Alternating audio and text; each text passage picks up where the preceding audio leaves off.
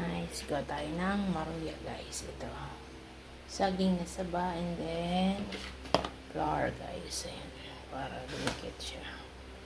Flour, and then mainit na mantika guys. Ayan, slice ko siya guys. Saging na saba, hinog na siya, and then ito guys, tuloy natin.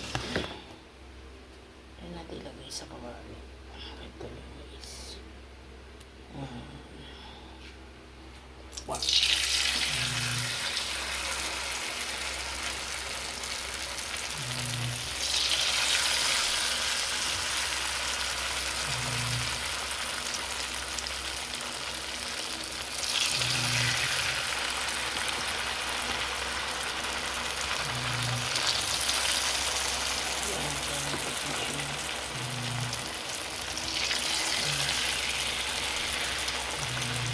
So, itong ginamit ko is, rice flour na po. At kasi ginagamit ko lang is flour lang rin. Ito is, rice flour na ginamit ko. Nalay ko lang. And ito guys, yan. Rice flour. Ginagawang bilo-bilo. Ginagawang bilo-bilo yan guys. Susunod pag sinipag ako, gawa ko ng bilo-bilo. Bilo-bilo.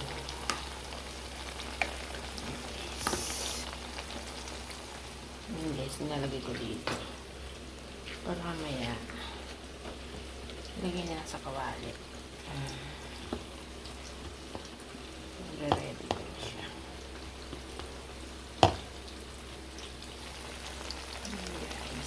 Thank you for watching guys. Bye bye. Mamaya lagyan guys. Baligtarin natin. Babaligtarin ko siya guys. Mahirap ang pagbaligtad.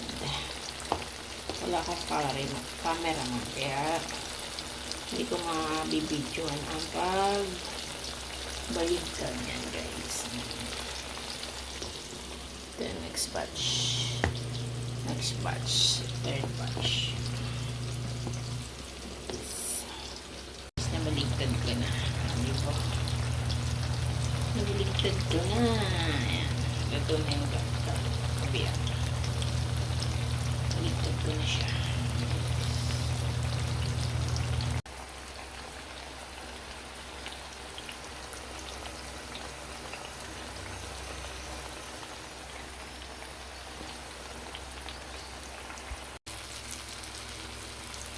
Second batch guys.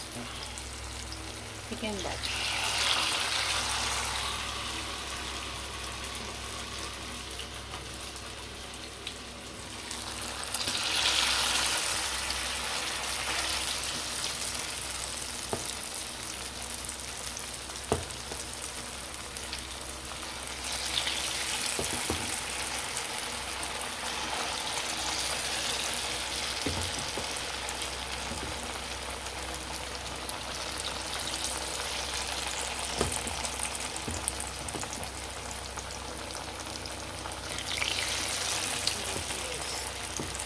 Second batch. Natin ulo.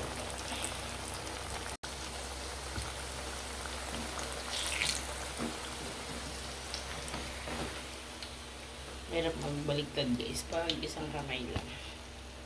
Mahirap, dapat may katulong ng isang kamay. Wow. Ayan na guys, nabaliktad ko na. Ano kayo ba ibaliktad ng hawak ko ang camera ko? Ayan guys. Ibang kamay dapat. Dito masig ang oil. Guys, nabaliktad ko na. Ano siya? Thank you for watching. Bye-bye.